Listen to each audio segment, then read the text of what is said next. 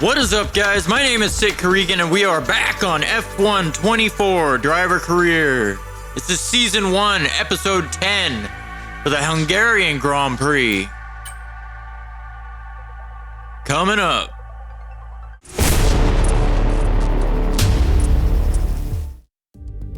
So we are coming off the British Grand Prix at Silverstone. If you haven't seen that episode yet, go check it out before you see this one. We were able to grab our very first win as a rookie.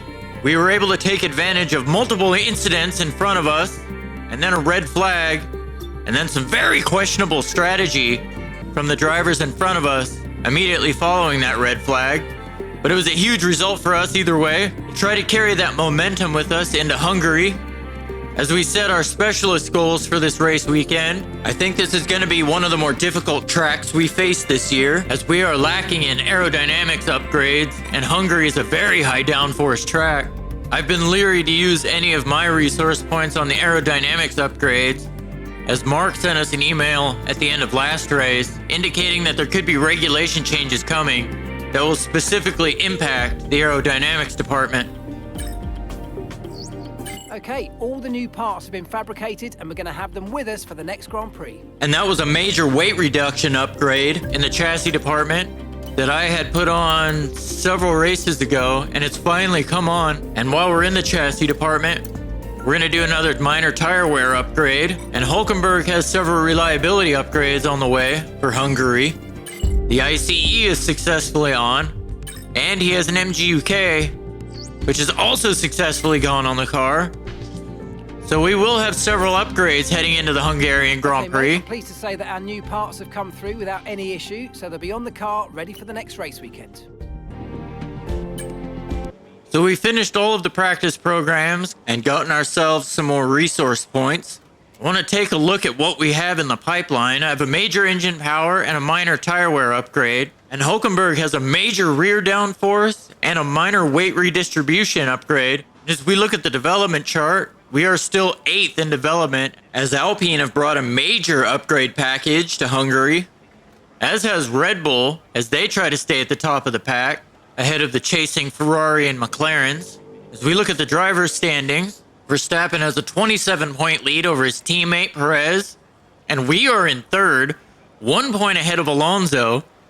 Our win at Silverstone kind of pushed us a bit higher than we probably deserve to be in the car we're in at the moment, but we have had consistent results. Perez has been pretty good with 5 podiums and 1 win, but he's also had a bad weekend at Imola and a not great weekend at Austria. Let's see if anyone can put the pressure on Max. Let's head to qualifying. No pit stops, no strategy. It's all about the pace today. Qualifying day here at the Hungaroring for the Hungarian Grand Prix.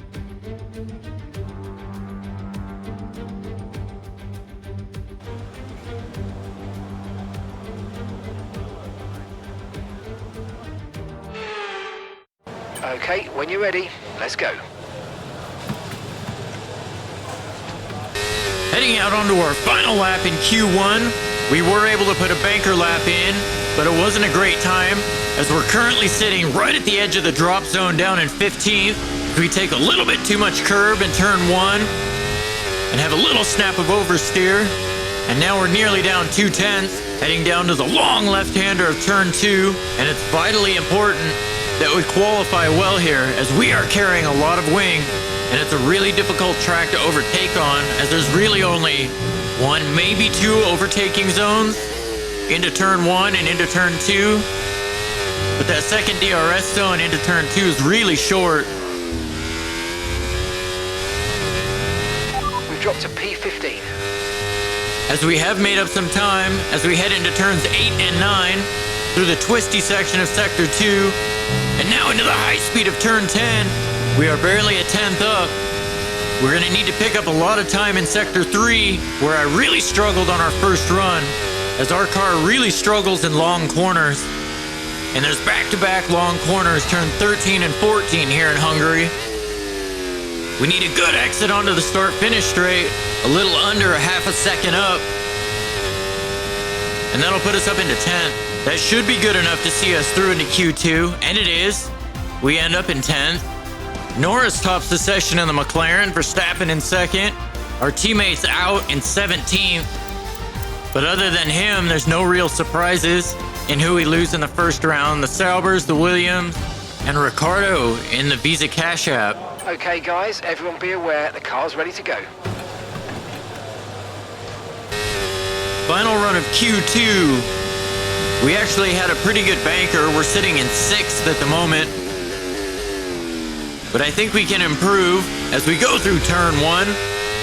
We can afford to use a lot of the battery here in Sector 1, as there aren't many straights after that, at least not long straights. I could use a little bit more front end. 30 seconds left in the session.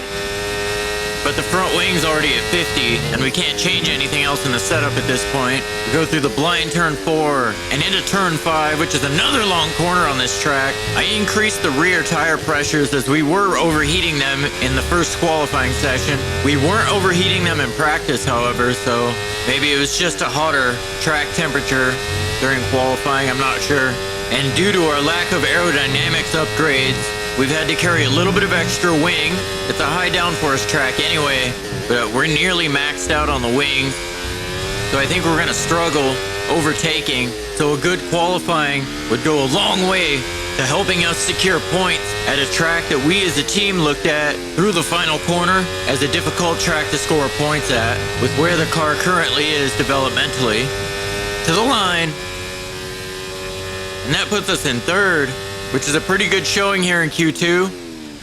Verstappen tops the session with Norris in 2nd, a reversal of Q1. We lose Hamilton in 11th, Tsunoda, Ocon, and Gasly all out, as is Albon down in 15th. But that's a good showing from the Williams driver, making it into Q2. All clear the garage, please. Car's ready to leave. So we will have one run here in Q3 as I use 2 sets of new tires in Q2, trying to get as high as I could. That way I could start at least in 10th, at worst. We did do a banker run on used tires. It wasn't amazing, but anything higher than 10th around Hungary in this car, I would consider a big win.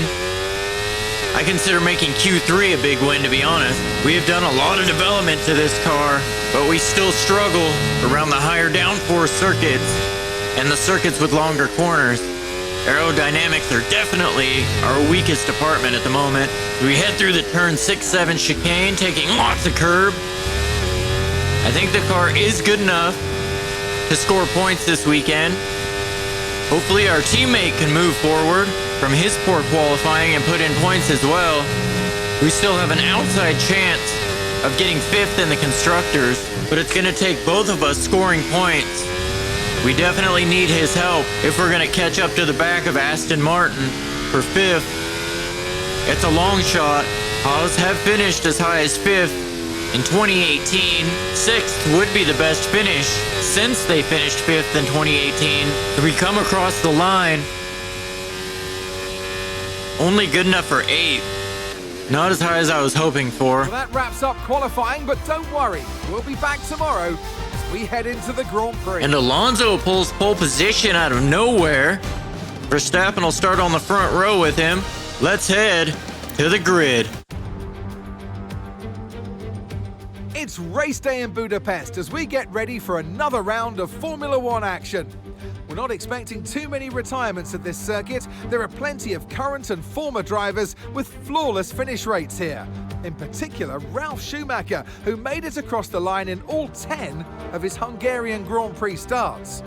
14 corners then for our drivers to navigate at the 2.7-mile Hungaroring today. It's 6 lefts and 8 rights around a lap here, with average speeds in the region of 120 miles per hour.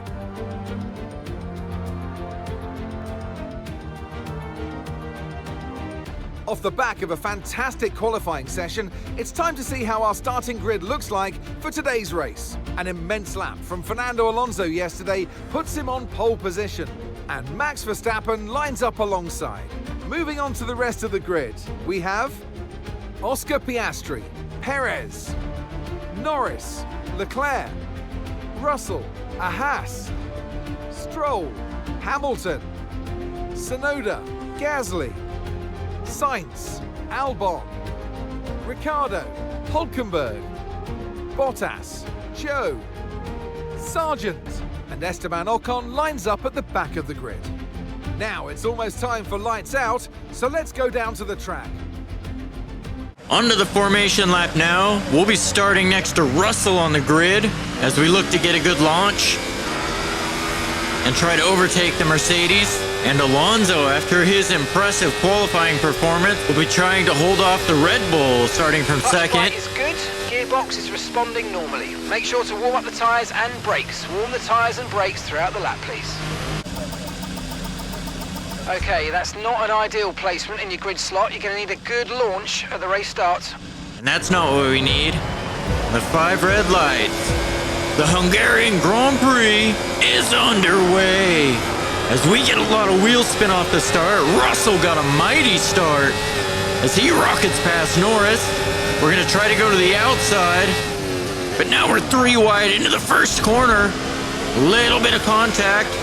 I think that was Stroll as we went 3 wide through the first corner. Still side by side with Norris in the McLaren as we're going to try to go up the inside into turn 2. Squeeze him out on the exit. And we are up into 7th, and we'll try to chase down Piastri and the other McLaren. Neither McLaren got a very good start as they're both down 3 positions. Norris from 5th down to 8th, and Piastri started in 3rd and has dropped down to 6th. Right in front of us. Okay, now stay alert for threats around you.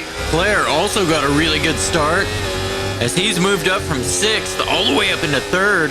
DRS isn't active yet, but it's going to be my goal to stay within the DRS of Piastri if I want any hope of holding on to 7th. On to lap 3, the DRS is active now, and Verstappen's challenging Alonso for the lead. Into the first corner, Verstappen was able to get to the inside of Alonso, and with the single detection point, Verstappen will get the DRS again down into turn 2, and the Red Bull is taking over the lead. We are using a lot of battery to try to stay in the DRS of Piastri. On the exit of turn 12, we are right on the cusp of DRS, as we are struggling a little bit for race pace early on. And we are just able to cling on to the DRS of Piastri. That'll help us hold off Norris for one more lap. As Verstappen puts in the fastest lap, that Red Bull is looking mighty around Hungary. As Norris chases us down the hill through turn 4, into the long turn 5. And we have a big snap of oversteer, and we are having a problem with our tires overheating already. But that mistake is going to drop us back into the clutches of Norris as he is practically pushing us through the corners. We have a big lockup into turn 12, and that's not going to help the tire temp, as I was pushing as hard as I could to get back into the DRS of Piastri. But we have fallen out of it. We're going to need a good exit out of the final corner to keep Norris behind us. Car in front is a second a lap faster, 1 second. As we go defensive on Norris into the first corner, we're going to dive back up the inside. As we go side by side, we are able to re-overtake the McLaren, as Stroll is going to put Norris under pressure as they are side by side through the second corner. But it looks like Norris was able to hold off the charging Aston Martin. 1 lap later, we have to go defensive on Norris again into the first corner. And once again, we're able to fend off the McLaren, even without DRS. We were able to save up enough battery throughout the rest of the lap that we were able to defend all the way down the straight, showing that it's actually very difficult to get a pass done here in Hungary. As we head into the long turn 5, we have another huge snap of oversteer, full opposite lock. And Norris tries to get past us through the chicane. We're able to hold him off. There's just no easy way through on this part of the track. We're also dealing with our engine overheating, which is incredibly frustrating at the moment, as we can't afford the loss of any straight line speed, and a recent big slide and battling with Norris has dropped us well off the back of Piastri now. And this track is just showing that we really need upgrades in the aerodynamics department, as we hold off Norris down the straight again, just trying to hold out until we can get onto the hard tire. But in reality, this is just kind of where the car is at the moment, at tracks that require a lot of downforce. It's something we definitely need to improve upon as a team. the balance and performance of the car at high downforce circuits. There's a yellow flag ahead as we almost lose the back end through turn 8. Flag. Oh, sketchier than it looked. And we have a green flag, so no safety car, as we have a big snap out of turn 10. We are really struggling, and Norris is going to try to challenge us up the inside, but he backs out of it. Norris is looking for unorthodox places to overtake, as we've held him off down the DRS straight the last several laps. But he is a lot closer this lap, as we need a good exit. We're going to use the battery. Nice work, you smashed it. Really good job on hitting that target, mate. So on the bright side, our engine is no longer overheating. And on the less positive side, our rear tires are still overheating, as we're able to defend from Norris. The McLaren ran a little bit wide on the exit of turn 1, and Stroll's going to try to go around the outside of turn 2. Norris gives him the room as they're side by side through turn 3, and the Aston Martin is able to get through on Norris before turn 4, and Norris is going to be fuming as he was unable to get through us the last several laps, and now he's down another position as that Aston Martin looks really good through the corners here in Sector 2. As I've set my sights on just surviving this first stint, hopefully we'll have better pace on the hards. But how early do I dare go on the hards? As we have a big slide into turn 10, we very nearly spun, and that's gonna let Stroll through. Let's take another look at that slide and the replay, and that was a huge tank slapper. And I am very lucky to still be in this race. Now we have to keep pace with Stroll and try to get past him with the DRS. But based on how much trouble Norris had in getting past us, it's not an easy feat to pull off, even when the car in front of you doesn't have DRS. Based on our success in the last few races, Austria, Silverstone, this race has been a massive struggle and a bit of a morale killer. As we run into the same issue that Norris has had, even with DRS, we just don't have the closing speed to attack Stroll ahead. But Norris is going to try to attack us around the outside of turn 2 as we squeeze him out again. Caution. On the exit of turn 2, and there's the yellow flag ahead, and this time it's for Perez in the Red Bull. Huge plumes of smoke coming out as he exits turn 3. That'll be a huge disappointment for the Mexican driver, as he's forced to retire from 4th, and if Verstappen finishes where he's at, that'll give him a huge cushion in the title chase as we progress through the second half of the season. As on lap 11, Leclerc is challenging Alonso for second place. Leclerc goes up the inside of turn 1. Leclerc will get a second bite of the DRS, the short run down to turn 2. Alonso has the inside for turn 2, as Leclerc tries to swing all the way around the outside, and the Ferrari is through up into second. So a good aggressive move by the Ferrari to improve up into second. The Ferraris have had a bit of an anonymous first half of the season. We're going to have to defend from Norris here without the DRS and being low on battery. Norris goes up the inside. We're going to switch back, go up the inside, side by side through the first corner. We're able to squeeze Norris out on the exit.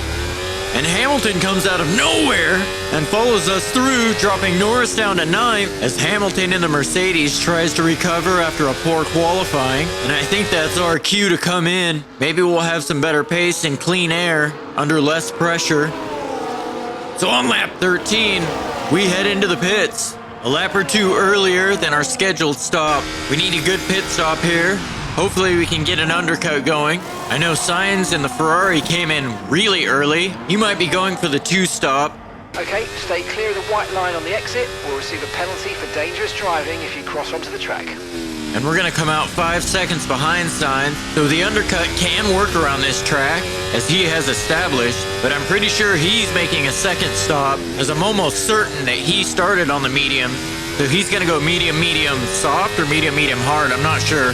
But Ferrari is splitting the strategy between their drivers, trying something different. On lap 17, Hamilton comes under pressure from Norris. As Stroll is coming out of the pit lane, Hamilton's trying to hang it around the outside through turn 1, preferring to stay on the racing line rather than defending against the McLaren.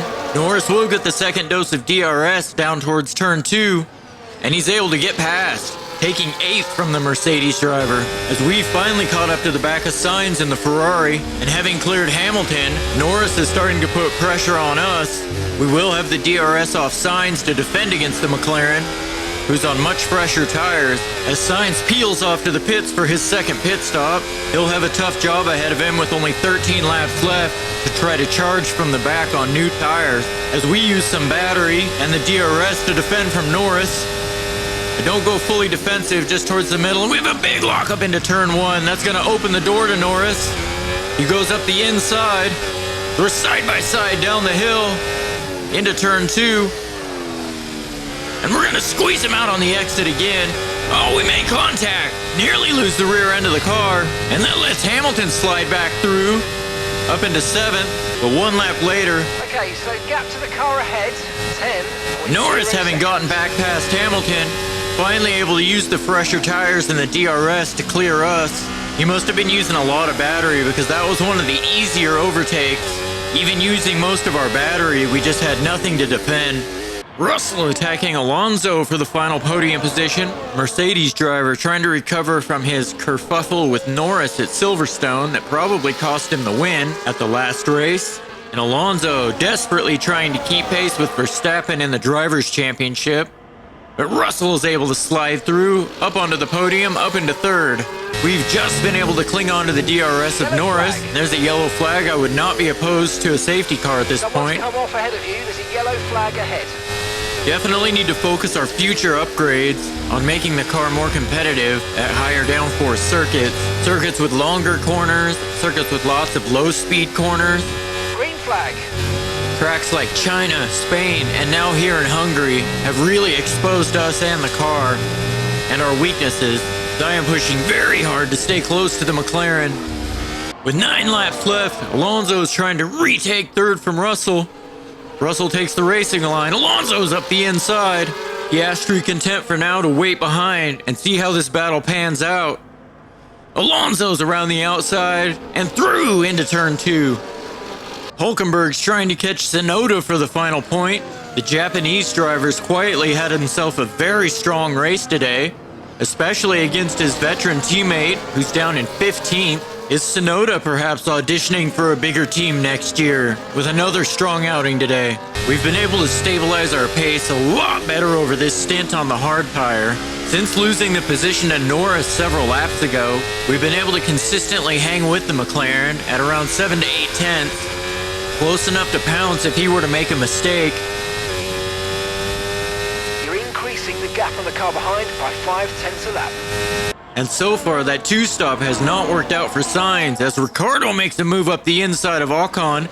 But Sainz dives around the outside of the Alpine and tries to press his attack immediately up the inside of the V-carb of Ricciardo. And Sainz on those much fresher hards pull off the double overtake as they go side by side down the hill, the long turn 2, and Sainz finishes off the twin killing up into 13th. And on the very next lap, Sainz continues his late race charge up the field, trying to go around the Williams of Albon this time. Albon goes defensive. Sainz goes around the outside. He'll get the second bite of the DRS. Sainz makes short work of the Williams, overtaking before the entrance to turn 2. Can the Ferrari driver work his way all the way back to the points? Lap 32, tires are approaching 30% wear. We get the second bite of DRS. This is about as close as we can get to Norris. We just don't have the overspeed, even with the DRS, to make any kind of move on the McLaren. We have a bit of a lockup into turn 2. I've been trying to stay close enough to Norris to possibly make a late move or take advantage of a mistake, and also simultaneously save the tires so we can at least maintain this position until the end of the race. We watch Gasly in the Alpine attacking Bottas for 15th. Neither Alpine has showed much pace today, even with the big upgrade package that they brought to this race that had vaulted them past us in the development chart. So Alpine's tough season continues on. Gap to your teammate behind, 18.4 seconds. As we head through turn 1 on the penultimate lap. This is as close to Norris as we've managed to get so far. Still 4 tenths back as we head down towards turn 2, and we're not close enough to make a move on this lap. I'm going to use a little bit of extra battery as we progress through this lap to get as close as possible to the McLaren, try to make a move on the final lap in the final DRS zone. A last gasp to recapture 6th, less than 4/10 away as we enter turn 13. We get some understeer in the dirty air. The long corners of 13 and 14 have been killing us all day. We need a good exit as we head down the start-finish straight one more time, deploying all of our battery. Okay, you just started the final lap of the race. Final lap. In Norris's slipstream, not close enough into turn 1. We will get one more chance with the DRS. With the short run down to turn 2. We are out of battery, and we're just not close enough to make a move on the McLaren. We needed a better run through the final 2 turns of 13 and 14. We haven't seen much of him today because he dominated around the Hungaroring. Verstappen wins the Hungarian Grand Prix, capturing his 4th win of the season. Alonso comes around for 2nd, and the Ferrari of Leclerc will round out the podium. Russell in 4th, and Piastri bounces back from a DNF in Silverstone with a top 5 finish in Hungary. Norris is going to end up holding us off to finish 6th, and we're going to bring it home out of the final corner in 7th. A pretty decent result for a track that does not suit our car very well. Definitely a much better the end of the race. We'll see you in Parc Fermé. second stint on the hard tires today. And in the end, there was no Verstappen. Max Verstappen. He takes victory. And you can really tell that they're taking this one step at a time, one race at a time, and getting the points on the board when it matters. That's what it's going to take, consistency and the bigger picture. Red Bull put up an outstanding fight for the front position today, and it's great to see it paid off for them. They do so much for the sports that you can't help but be delighted by today's race win.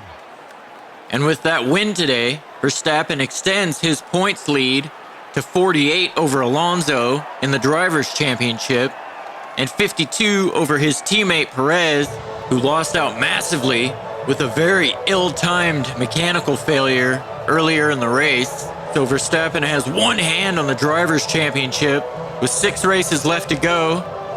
But anything can happen. We do still have 3 sprint races to go as well, as our teammate fell just short of making it into the points, finishing 11th just behind Yuki Tsunoda, who was able to hold him off and hold on to 10th. And in the drivers, there's the huge gap that Verstappen's been able to build. The constructors' battle is heating up as we trail McLaren by only 20. Ferrari's only 15 back of Mercedes for 2nd place, and Aston Martin a further 22 back. So the constructors' battle has really heated up over the last few races. So Perez still leads our rivalry, but we were able to make a 6-point dent as Perez had that unfortunate DNF earlier in the race. Our rating will pick up a decent boost, even though that race was a struggle. We did persevere. We definitely had a better 2nd stint. I think we were overheating the medium tires maybe. And we are able to extend our recognition gap on Hülkenberg, making the team even more ours, as he finished just outside the points behind Yuki Tsunoda. And we were able to accomplish all of our specialist goals, including upgrading to level 3 with Deborah in the wind tunnel, and an upgrade with our strategist, Sue. So our practice programs give us 30% more resource points. That's actually huge. And Deborah in the wind tunnel, all of her perks are now doubled. That ERS failure must have been infuriating. We should focus on upgrades to our powertrain. That should help reduce the likelihood of faults like these cropping up again in the future. We do actually have a powertrain upgrade in the pipeline, but we'll check that out next week. I'll see you next time at Belgium. Goodbye.